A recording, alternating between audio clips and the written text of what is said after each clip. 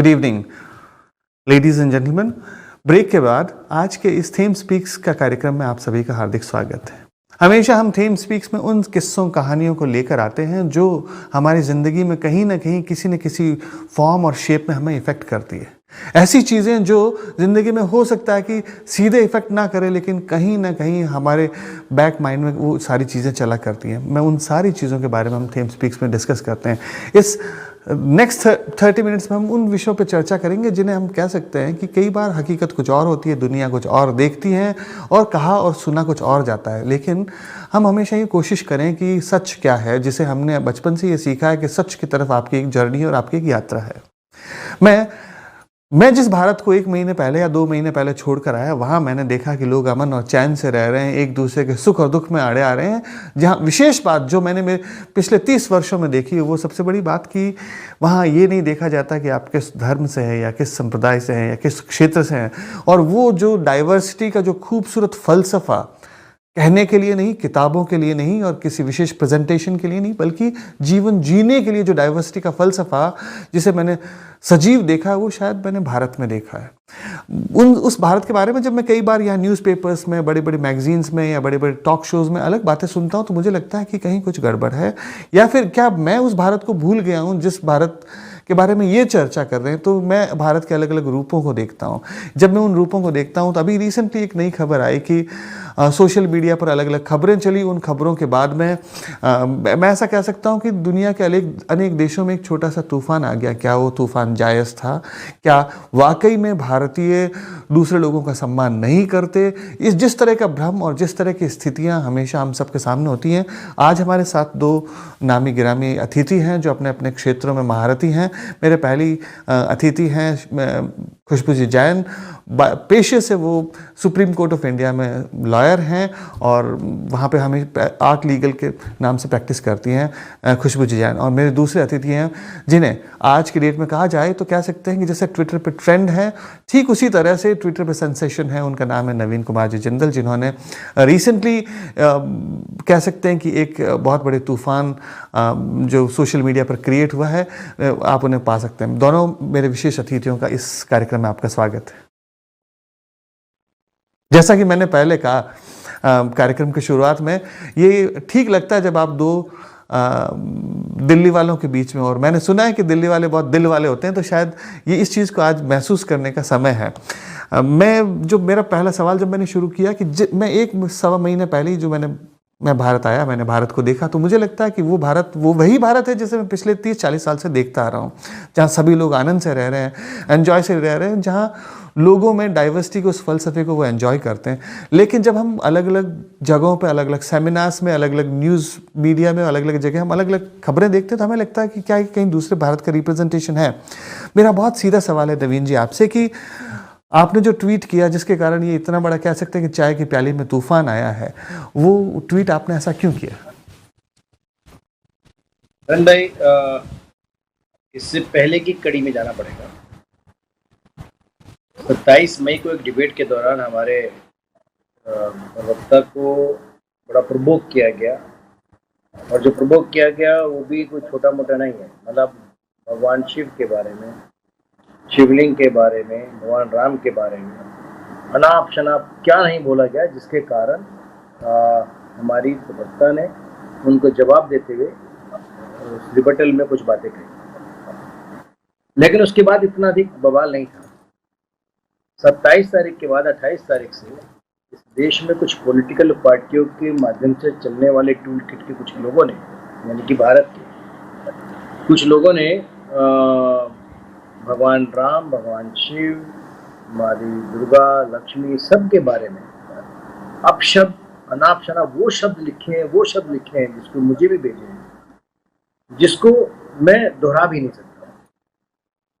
और हिंदू धर्म में जन्मा कोई भी व्यक्ति अगर उसको पढ़ ले तो निश्चित तौर पर उसके अंदर अगर थोड़ी भी उसके अंदर आस्तिक है, नास्तिक अगर वो नहीं है, तो उसका खून खोल जाएगा और वो अब एक तरह से ह्यूमन बम की तरह भी जाने के लिए तैयार हो जाएगा। ऐसे ऐसे शब्दों का उन्होंने प्रयोग किया। उन्हीं शब्दों से, उन्हीं लोगों से मैंने उसी शैली में एक सवाल पूछा वो कह रहे थे कि भगवान राम ने बलात्कार किया, हनुमान जी ने बलात्कार किया, माँ सीता 6 साल की उम्र में ये हुआ, ऐसा वो लिख रहे थे। तो मैंने उनसे एक सवाल कर लिया कि एक नबी के दुलारो मुझे भी तो बता दो कि 53 वर्ष की आयु में 6 वर्ष की बच्ची से विवाह करना या फिर 56 वर्ष की आयु में 9 साल की बच्ची के साथ रिश्ता बनाना किस श्रेणी में आता है? क्या बलात्कार की श्रेणी में आता है? नहीं। जो उन्होंने मुझसे पूछा था मैंने वैसा ही सवाल उनसे पूछा, लेकिन एक यानी कि उस घटना के टीवी की डिबेट के 6 दिन बाद मैंने शाम को ये ट्वीट किया था जब एक अति हो गई थी, और उसके 2 दिन बाद पूरे विश्व में अनेक जगह पर इस प्रकार के भूचाल, जो आप चाय की प्याली में आपने कहा था कि तूफान आ जाओ, तूफान आ जाओ। मेरा सवाल तो बहुत सिंपल था और उस मानसिकता के लोगों से था जो हमारे हिंदू धर्म के राज्य के भगवान के बारे में अपशब्द लिख रहे हैं, लेकिन उसको किसने अरबी में ट्रांसलेट किया, किसने उसको अरब कंट्री तक पहुंचाया और उसके अंदर क्या मिर्च मसाला लगाया, ये मैं नहीं जानता हूँ। ये तो पता चलेगा जब जांच होगी कि हिंदुस्तान के लोग मिलकर के पाकिस्तान के साथ काम कर रहे थे, किसने किया। तो मेरा तो एक सवाल था उस मानसिकता, इसके अलावा कुछ नहीं था। इसके ऊपर मेरा किसी भी धर्म, किसी भी आस्था, जो आपने सबसे पहले कहा था, उसको ठेस पहुंचाने का कोई ना मकसद था, ना मकसद है, ना हमने कभी किया। यहाँ पर मैं एक चीज़ ऐड करना चाहूँगा नवीन जी। सभी धर्मों के लोग। हाँ, मैं यहाँ एक ऐड करना चाहूँगा कि क्या वाकई में कभी कभी ज़िंदगी में कीचड़ का जवाब कीचड़ से दिया जाना चाहिए। दूसरी चीज़ जो आपने कही कि लोगों ने उसे अलग अलग फॉर्म में, अलग अलग प्लेटफॉर्म्स पे बाद में उसे स्प्रेड किया, तो मेरा सवाल हमारी जो गेस्ट हैं उनसे में है कि आपको क्या लगता है कि क्या वाकई में social media platforms neutral platforms हैं, या टेक्नोक्रेट्स या जो टेक्नोलॉजिकल कंपनीज़ हैं, क्या वो उन्हें अपने फेवर में उन्हें बनाती है, या फिर बोर्ड्स ऐसी होती हैं जो हमेशा नेगेटिविटी को स्प्रेड करती हैं। मैं इस नेगेटिविटी को सिर्फ भारत के संदर्भ में या एक घटना के संदर्भ में नहीं देखना चाहता। मैं दुनिया में बहुत सारी ऐसी घटनाएं होती हैं, ऐसे बहुत सारे इंसिडेंट्स होते हैं, ऐसे बहुत सारे चीज़ें होती हैं, क्या उन सारी चीज़ों को ये इफ़ेक्ट और इम्पैक्ट करती हैं।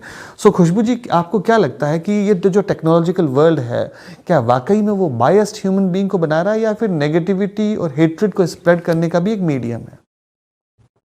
सी बायसनेस की जब आपने बहुत सही चीज़ उठाई है कि जो हम सोशल मीडिया प्लेटफॉर्म्स को देख रहे हैं, बायसनेस तो यहाँ पे ऑब्जर्व की गई है, ना ही सिर्फ इंडिया में बट ओवरऑल आप ग्लोबली देखें तो इन प्लेटफॉर्म्स पे बायसनेस देखी गई है। ये जो सोशल मीडिया प्लेटफॉर्म्स हैं ये एक्सरसाइज करते हैं बहुत ही ग्रेट डिग्री ऑफ कंट्रोल कि क्या पब्लिश हो उनकी वेबसाइट पर, they have financial benefits from the activities and that's why ये जो प्लेटफॉर्म्स है इन्हें बहुत मज़ा आता है अगर कोई सेंसेशनल चीज़ या सेंसेशनल बात होती है। तो आप देखेंगे कि अगर वो सेंसेशनल चीज़ से लॉ एंड ऑर्डर सिचुएशन हो रही है, अगर उस सेंसेशनल चीज़ से रिलीजियस डिवाइड हो रहा है, कुछ भी चीज़ हो रही है, तो वहाँ पे उन्हें कोई कंसर्न नहीं होती है, उन्हें मज़ा आता है बिकॉज अगर कोई सेंसेशनल चीज़ है प्लेटफॉर्म पे तो वो उसको एम्पलीफाई किया जाता है। ये पहली चीज़। दूसरी बायसनेस की चीज़ होती है, तो हमने देखा गया है कि किसी मुद्दों पे यहाँ पे चीज़ों को एम्पलीफाई किया जा सकता है, किसी चीज़ों को एम्पलीफाई नहीं किया जा सकता है। तो ये प्लेटफॉर्म्स की तरह अगर बिहेव करें तो इन्हें एक न्यूट्रल प्लेटफॉर्म रहना चाहिए। पर हमने देखा है पास में बहुत सारे एविडेंसेस है इन प्लेटफॉर्म्स के, खुद के फाउंडर्स, एक्स एम्प्लॉयज़ ने स्टेट किया है। अगर आप बहुत सारे रिसर्च किए गए हैं, बहुत सारे एविडेंसेस है जहाँ पे पता चला है कि इन प्लेटफॉर्म्स पे बायसनेस होती है, जहाँ पे ये देखा गया है कि ये किसी एक स्पेसिफिक इश्यूज को जहाँ पे आप देखें तो वहाँ पे ये एम्पलीफाई करते हैं, दूसरा सिमिलर काइंड ऑफ इशू है वहाँ पे ये लोग शांत रहते हैं, किसी चीज़ों पे ये एक्ट करते हैं। ये आप देखेंगे कि आप ये प्लेटफॉर्म्स खुद की पॉलिसी को लेकर आपके अकाउंट्स को डिलीट कर देते हैं या सस्पेंड कर देते हैं, और वही सेम लॉजिक दूसरे प्लेटफॉर्म पे देखेंगे, दूसरे अकाउंट्स पे देखेंगे तो अप्लाई नहीं करते हैं। तो ये जो एप्लीकेशन ऑफ लॉ है, खुद का सेल्फ रेगुलेटेड लॉ है, वहाँ पर ट्रांसपेरेंसी नहीं है। तो अगर मैं सम अप करूँ तो आप देखेंगे कि इन प्लेटफॉर्म्स पे देखा गया है कि बहुत सारा डिसरप्टिव मैनिपुलेटिव कैंपेन्स होते हैं, पॉलिटिकल बॉट्स है, सोशल मीडिया बॉट्स है, मैनिपुलेशन, डिसइंफॉर्मेशन बहुत ज़्यादा होता है। और अगर बॉट्स पे अगर आए तो आई थिंक सेकंड पोर्शन में हम कंप्यूटेशनल प्रोपेगेंडा की बात डिटेल में कर सकते हैं, बट रिस्ट्रिक्टिंग कि यस प्लेटफॉर्म्स पे बायसनेस होती है, प्लेटफॉर्म्स पे बॉट्स होते हैं, प्लेटफॉर्म्स खुद एम्पलीफाई करते हैं कुछ चीज़ों को, प्लेटफॉर्म्स कहीं एक्ट करता है कहीं एक्ट नहीं करता है। तो अगर आप देखें they lack transparency, they lack accountability. they recognize some laws, they do not recognize some laws. कहीं पे ये बोलते हैं फ्रीडम ऑफ स्पीच जो है यूजर का वो सर्वश्रेष्ठ है, कहीं पे ये बोलते हैं freedom of speech and expression नहीं है बिकॉज हमारी पॉलिसी के हिसाब से नहीं चल रहा। कहीं पे आप जब आप कॉन्स्टिट्यूशन की बात करते हैं ये कहते हैं नहीं हमारे फ्रीडम, हमारे यूजर की प्रिवेसी बहुत इम्पॉर्टेंट है हमें, या हमारे यूजर की freedom of speech and expression हमें बहुत इम्पॉर्टेंट है। और वहीं दूसरी तरफ आप देखेंगे कि ये यूजर्स के अकाउंट सस्पेंड कर देते हैं या डिलीट कर देते हैं। तीसरी चीज़, बहुत आसान होता है बॉट्स को चेक करना इन प्लेटफॉर्म्स के लिए, बट अगर आप देखेंगे तो एल्गोरिदम खुद के एम्पलीफाई कर रहे होते हैं। अगर आप देखें तो ये उन प्लेटफॉर्म्स उन बॉट्स को मॉनिटर नहीं कर पाते या उनको रिकॉग्नाइज नहीं करते या करने के बाद में भी उनको करने देते हैं। और दूसरी तरफ बहुत सारी चीज़ें डिलीट हो जाती है, बहुत सारी वॉइस को सबड्यू कर दिया जाता है कहने के लिए कि ये बॉट्स है या प्रोपोगेंडा यहाँ पर चल रहा है। तो आप प्लेटफॉर्म है तो आप देखिए इन प्लेटफॉर्म्स को प्लेटफॉर्म्स की तरह बिहेव करना होगा, ये पब्लिशर नहीं हो सकते हैं। आप जैसे ही पब्लिशिंग की बात करते हैं तो जैसे आप एज अ चैनल को बहुत सारे नॉर्म्स को मानना पड़ता है एज अ पब्लिशर। तो ये जो इम्यूनिटी इनको फ्री पास मिला हुआ है कॉन्स्टिट्यूशन, हमारे इंडिया में हमने आईटी एक्ट में इनको एक सेफ हार्बर प्रोटेक्शन दिया है। Same safe harbour protection US में सेक्शन 230C ऑफ इनका जो एक्ट है वहाँ पे दिया हुआ है। तो इन प्लेटफॉर्म को इम्यूनिटी दी गई है और ये इम्यूनिटी के रखते हुए इस तरीके से ये एक्ट कर रहे हैं। तो आई थिंक हाई टाइम हो गया है कि आप इन प्लेटफॉर्म्स में या तो ये अकाउंटेबिलिटी लेकर आए, ट्रांसपेरेंसी लेकर आए, सेम स्टैंडर्ड्स लेकर आए। और जब इस तरीके की चीज़ें होती है तो हमने ये भी देखा है कि पता नहीं चल पाता कहाँ से चीज़ें एम्पलीफाई हो रही है, कहाँ से चीज़ें स्टार्ट हुई है। ये लोग नॉन सेंसिटिव होते हैं इश्यूज़ को लेकर और कुछ इश्यूज को लेकर ओवर सेंसिटिव हो जाते हैं। इन सबको देखते हुए ये जो आपने जो टर्म बोली कि कुछ इश्यूज पे ओवर सेंसिटिव है और कुछ इश्यूज पे नॉन सेंसिटिव है, मैं इसे कहता हूँ कि एक सेलेक्टिव अपॉर्चुनिज्म है जहाँ पर लोग, कंपनीज, बड़ी बड़ी कह सकते हैं कि पॉलिटिकल पार्टीज़ अपने फ़ायदे के लिए अपने हिसाब से चीज़ों को, मूड को और इमोशंस को बदलती हैं। मैं इसी चीज़ पे वापस चर्चा करूंगा, लेकिन उससे पहले मेरे मन में एक सवाल आया, वो ये था कि हाँ, मैं इस चीज़ से कम्प्लीटली एग्री करता हूँ कि सबको फ्रीडम ऑफ स्पीच है।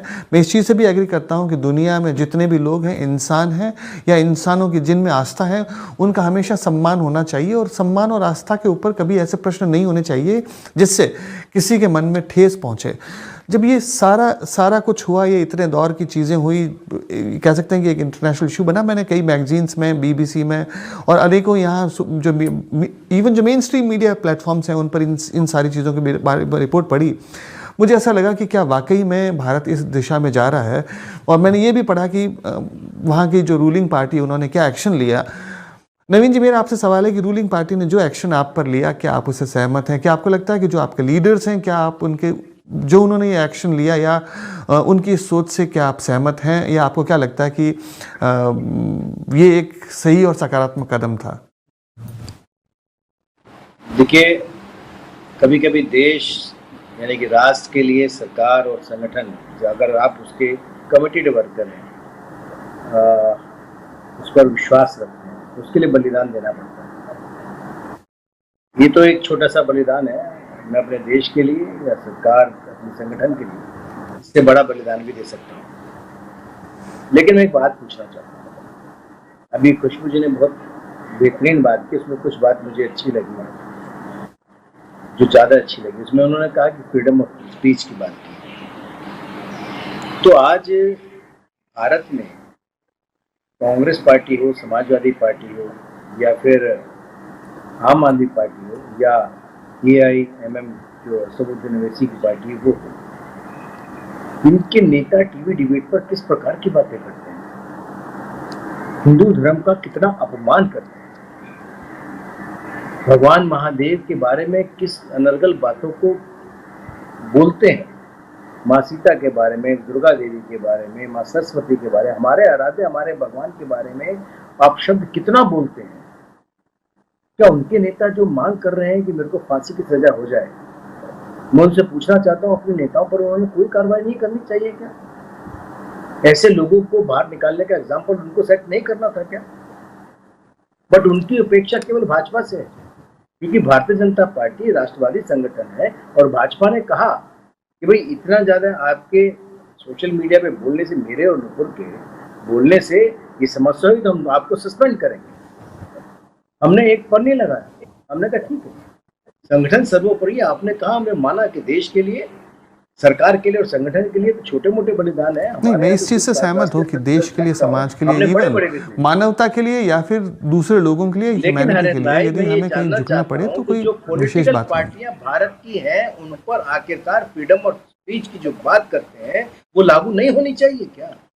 वो जो आज भी मेरे खिलाफ उन्होंने प्रदर्शन किया, मेरे को रोज कम से कम 300 से 500 लोग हर अकाउंट पे मेरे बेटी के, मेरे बेटे के, मेरी पत्नी के थ्रेट्स कॉल दे रहे हैं, मैसेज दे रहे हैं, मेरे घर की फोटो खींच करके दे रहे हैं। मेरे ऊपर $1 मिलियन का इनाम रखा है। मेरी फैमिली में जो भी आएगा उसका असैसिनेशन करेगा, उसका फोटो देगा तो उसको $1 मिलियन का इनाम दिया जाएगा। ये एक आदमी ने नहीं किया है, ये कम से कम वहां से 100 से ज्यादा मेरे पास ऐसे ट्वीट्स हैं, फेसबुक पर है और इंस्टाग्राम पर है, मेरे नहीं है, मेरे बच्चों का सभी सोशल मीडिया प्लेटफॉर्म पर है। तो इसका जो समर्थन कर रहे हैं वो लोग कौन है? वो इस देश के अंदर ऐसी बातों का समर्थन करके सत्ता पाना चाहते हैं। ये क्राइटेरिया कहीं तय होना चाहिए। ये अगर आप कहते हो कि हाँ, फ्रीडम ऑफ स्पीच एक अभिव्यक्ति की आजादी पर एक प्रश्न है, उसको तय होना चाहिए तो सब पर लागू होना चाहिए। जो भारत के अंदर रह करके भारत के टुकड़े होने की बात करते हैं, भारत में रह करके भारत के खिलाफ दूसरे दुश्मन देशों के साथ मिलकर के उसकी डपली बजाते हैं, उनके बारे में भी ये फ्रीडम ऑफ स्पीच या अभिव्यक्ति की आजादी पर बात होनी चाहिए। और उन पॉलिटिकल पार्टी से पूछना चाहिए कि आप लगातार दूसरे से मांग कर रहे हो। उसने तो उसको सस्पेंड भी कर दिया, आपने तो उसका प्रमोशन कर दिया। जो कहता है कि मैं देश के प्रधानमंत्री के टुकड़े करूंगा, काट करके रख दूंगा, उसको प्रमोशन कर दिया।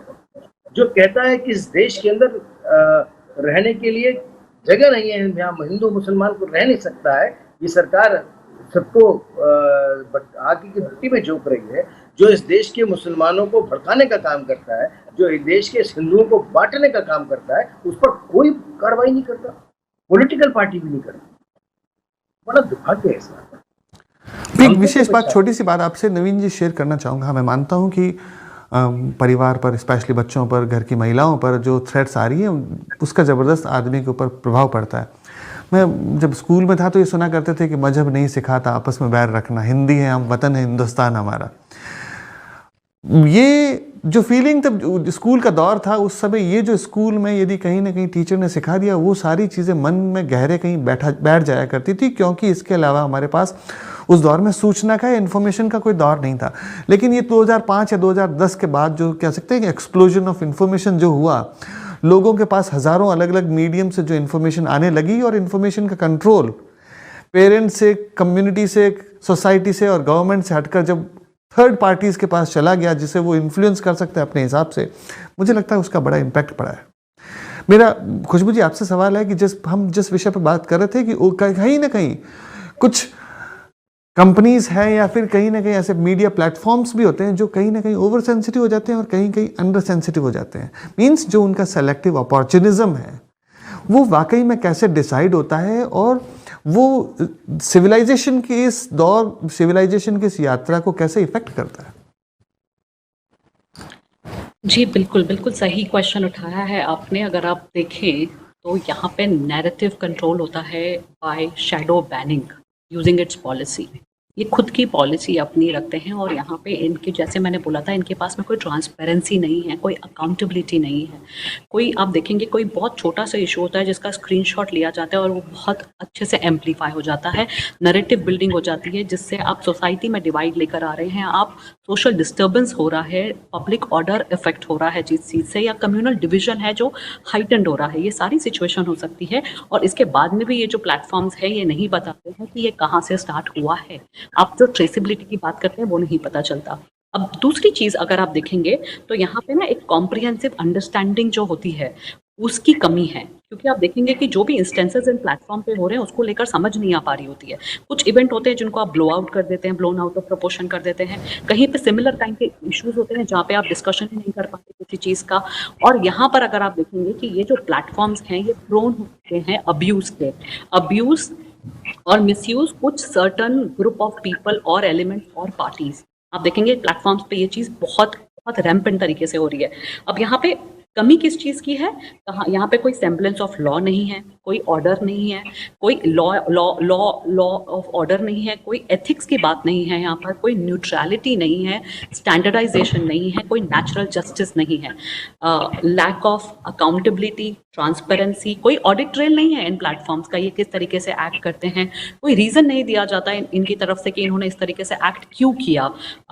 आप देखेंगे ये जो सारी चीज़ें हैं ये राइज देता है उनके आर्बिट्ररी एक्ट करने का, विम्स एंड फैंसीज बिहेवियर को बढ़ावा देता है। आप देखेंगे कुछ एक्शंस इनकी इतनी रैंडम होती है कि वहाँ पे कोई लॉजिक का कोई मायना ही नहीं होता है। तो इन सबको देखते हुए, और दूसरी चीज़ जहाँ freedom of speech and expression की बात आती है, जहाँ राइट टू प्रिवेसी की बात आती है, तो कोई भी लॉ जो होता है उसको इम्प्लीमेंट करने का, उसको ध्यान देने का जिम्मेदारी गवर्नमेंट की होती है, उसको एनफोर्स करने की जिम्मेदारी लॉ इन्फोर्समेंट एजेंसी की होती है पूरी दुनिया में। तो इन प्लेटफॉर्म्स के पास में ये जिम्मेदारी नहीं है, आपके पास में क्वेश्चंस है कि आप इस तरीके से एक्ट करें, बट आप स्टैंडर्ड रखना पड़ेगा आपको, बिकॉज आप एक सेफ हार्बर का प्रोटेक्शन लेकर चल रहे हैं, आप अपने आप को इम्यून प्लेटफॉर्म बोल रहे हैं, आप न्यूज़ चैनल्स, आप पब्लिशर्स नहीं हैं। तो इनको ये चीज़ का ध्यान रखना पड़ेगा, और जब तक ट्रांसपेरेंसी, अकाउंटेबिलिटी नहीं आती है इन प्लेटफॉर्म्स पे, इस तरीके की चीज़ होती रहेगी। इसीलिए शायद पूरी दुनिया को एक तरफ होकर, सारी गवर्नमेंट्स को एक तरफ होकर स्ट्रिक्ट लॉज लाने पड़ेंगे। इंडिया को भी हमारे लॉज आ गए हैं, बट सारी कंट्रीज़ को इस पे लॉ लाने पड़ेंगे, because miss information, disinformation, fake news का प्रोपोगेंडा, बॉट्स को लेकर जो चीज़ें चल रही होती है, ये सिर्फ इंडिया के लिए नहीं है, ये सारी दुनिया में आप देखेंगे सारी कंट्रीज इसको लेकर बहुत ज़्यादा परेशान हैं। तो सारी कंट्रीज को इन टेक जायंट्स के खिलाफ या तो आप लॉज लेकर आएँ, स्ट्रिक्ट पॉलिसीज़ लेकर आएँ कि इनको अपनी स्ट्रिक्ट पॉलिसीज़ लानी पड़ेगी, ट्रांसपेरेंसी लानी पड़ेगी। दूसरी चीज़ जो मैंने यहाँ पे सुनी कि बहुत सारे क्राइम्स इन प्लेटफॉर्म्स पे होने लगे हैं, और क्राइम्स क्यों होते हैं? क्योंकि क्रिमिनल्स को लगता है कि मेरे पास राइट टू प्रिवेसी है, ये प्लेटफॉर्म्स कभी भी मेरी डिटेल्स शेयर नहीं करेंगे। तो आप जब लॉ एंड ऑर्डर सिचुएशन होती है तो आप कौन से राइट टू प्रिवेसी की बात करते हैं? World wide right to privacy for criminals नहीं होता है। तो इन प्लेटफॉर्म्स को इस चीज़ को समझने की इस प्लेटफॉर्म्स को इन चीज़ों की समझने की ज़रूरत है। तो आई थिंक अगर ये खुद नहीं समझ पाए, बहुत दिन चले गए इन चीज़ों को समझने के लिए। बहुत सारे इंस्टेंसेस है, मैं ब्रेक्सिट की बात करूँ तो यहाँ पे भी जिस तरीके से छोटा सा एक 1% रेशो था जिन्होंने एम्पलीफाई किया चीज़ों को, एक्चुअल थिंग। तो बहुत सारी चीज़ें हैं, बहुत सारी कंट्रीज है, सब जगह पर इसी टाइप की चीज़ें हो रही है, बट स्पेशली इंडिया स्पेसिफिक हम एक कम्युनिटी, हम एक कंट्री है जहाँ पे सॉवरेनिटी, जहाँ पे हमारा देश है वो सारे रिलीजन को एक समानता देता है। हमारे यहाँ पे टॉलरेंस बहुत ज़्यादा है, अगर आप देखेंगे। मैं इवन यहाँ पर एक शब्द है, मीन्स मैं टॉलरेंस की बजाय मैं इसे रेस्पेक्ट कहूँगा। टॉलरेंस का मतलब तो है कि ठीक है मैं आपको टॉलरेट कर रहा हूँ, पर जो मैंने बचपन में अपनी ज़िंदगी में देखा वो रिलीजियस टॉलरेंस नहीं, वो रिलीजियस रेस्पेक्ट है। जो भी मेरे आसपास के लोग हैं वो हमेशा गुरुद्वारों में गए हैं, वो जैन मंदिरों में गए हैं, जैन स्थानकों में गए हैं, वो चर्चेज़ में गए हैं दर्शन करने, वो हमेशा कहीं नहीं दरगाहों में गए हैं और हिंदू मंदिरों में गए हैं। मतलब ये एक ऐसी सांझी विरासत है जो 1 साल 2 साल की नहीं, जिसे मैं कह सकता हूँ कि हज़ारों सालों की एक सांझी विरासत है। पर कई बार ऐसा लगता है कि चीज़ें जब कभी आउट ऑफ कॉन्टेक्स्ट हो जाए, या फिर जो कह सकते हैं कि जो आजकल मॉडर्न जो नफ़रतों का जो बाज़ार लगा है, ये नफ़रतों का बाज़ार कहीं ना कहीं इस पे हम में एक समझ आनी अभी बाकी है, या फिर हम में कहीं ना कहीं इस नफ़रतों के बाज़ार को कहीं रोकने की एक समझ आनी बहुत ज़रूरी है। हाँ खुशबू जी, मैं आपको लास्ट 30 सेकेंड्स के लिए, क्या ये नफरतों का बाजार रियलिटी में है इन इंडिया, या सिर्फ चैनल्स और सिर्फ प्लेटफॉर्म्स पे दिखता है, सोशल मीडिया प्लेटफॉर्म? मैं उसी नफरतों के बाजार की बात कर रहा हूँ। मैं उसी नफरतों के बाजार की बात कर रहा हूँ। जो मैं जिस भारत को देखता हूँ वो भारत शायद बहुत अलग है, बहुत खूबसूरत है, जहाँ लोग साझे रहते हैं। मेरा नवीन जी आपसे आखिरी सवाल कि ये इतना घटनाक्रम हो रहा है, आप जो आपके साथी हैं, आपके जो आसपास के कार्यकर्ता हैं, लोग हैं, उनके लिए आपका क्विक 30 सेकेंड में क्या मैसेज है? देखिए, देश को पिछले 8 वर्षों में नरेंद्र मोदी जी ने बहुत कुछ दिया है, और इस देश में रहने वाले 135 करोड़ का सम्मान अगर बढ़ा है तो उसमें नरेंद्र मोदी जी की पॉलिसी, उनके दिए हुए काम बहुत महत्वपूर्ण है। तो उसके लिए मैं सबको कहूँगा कि शांति बनाए रखनी चाहिए। ये बात सही है, बहुसंख्यक समाज के, हमारे धर्म का कोई अपमान ना करे, बात सत्य है। उनके खिलाफ सख्त कार्रवाई होनी चाहिए। मैं फिर कहूँगा पॉलिटिकल पार्टी को भी करनी चाहिए, और जो ऐसी पॉलिटिकल पार्टी ऐसे लोगों को बढ़ावा देती है जो हिंदू धर्म का अपमान कर रहे थे उनके खिलाफ उनको समझना चाहिए, उनको सबक सिखाना चाहिए राजनीतिक तौर पर। लेकिन मैं ये कहूँगा कि हमें थोड़ा संयम बरतने की आवश्यकता है, और संगठन ने बहुत कुछ दिया है, आगे भी बहुत कुछ देगा। एक फेज आता है कभी कभी, ये भी निकल जाएगा। अगर हम ठीक ठाक जीवित रहे तो देश की सेवा में आगे भी काम करेंगे, और निश्चित तौर पर करेंगे। आज के इस कार्यक्रम में शायद मेरे पास मन में बहुत सारे सवाल हैं खुशबू जी और नवीन जी, मुझे लगता है इसलिए क्योंकि हम दुनिया में उस जगह पर बैठे हैं जहाँ विचारों की स्वतंत्रता की आज़ादी है और सबका एक बराबर रेस्पेक्ट है, ना कि टॉलरेंस है। फिर भी सवाल शायद कभी ख़त्म नहीं होंगे और ये दौर भी कभी ख़त्म नहीं होगा, लेकिन मैं आखिर में इतना ही कहूँगा कि जो भी सुधी दर्शक इसे देखें, हमेशा हमें साइंस और विज्ञान और दर्शन हमें यही सिखाता है कि हम अपने जो भी हमारा ज्ञान है उसे कम से कम हम एनालाइज करें, हम सच को पहचानने की ताकत रखें। इसे पहचानने के लिए अलग अलग रास्ते हैं। हरमन हेस जो बहुत फेमस राइटर रहे हैं, जिन्होंने गौतम बुद्ध पे सिद्धार्थ नाम की किताब लिखी, उन्होंने कहा कि ईश्वर तक पहुंचने के अलग अलग रास्ते हैं और हर आदमी ने जो अपना रास्ता चुना है वो किसी और को रिवील नहीं कर सकता। ये एक ऐसी चीज़ है जिससे आप एक्सपीरियंस कर सकते हैं पर शेयर नहीं कर सकते। ठीक वैसे ही ये नफ़रतों का जो बाज़ार है, इसका भी दौर मुझे नहीं लगता कि लंबा चलेगा। ये जो टेक्नोलॉजी के कारण जो नफ़रतें जो कह सकते हैं कि मल्टीप्लाइड होती है या फिर ओवर एम्पलीफाइड होती हैं, ईश्वर करें कि वो ओवर एम्पलीफिकेशन रुकें, लोगों के अंदर वही खूबसूरती, वही ताजगी बनी रहें, खुश रहें। और वापस उसी बचपन की उस टीचर की शिक्षा पे कहूँगा कि मजहब नहीं सिखाता आपस में बैर रखना, हिंदी है हम, वतन है हिंदुस्तान हमारा। आज के कार्यक्रम में बस इतना ही। हम मिलेंगे भविष्य में एक नई सूचना के साथ। Thank you. आज के थीम स्पीक्स में थर्सडे को बस इतना ही। अगले थर्सडे शाम 7 बजे Sky 711 MATV पर थीम स्पीक्स में नए कार्यक्रम के साथ।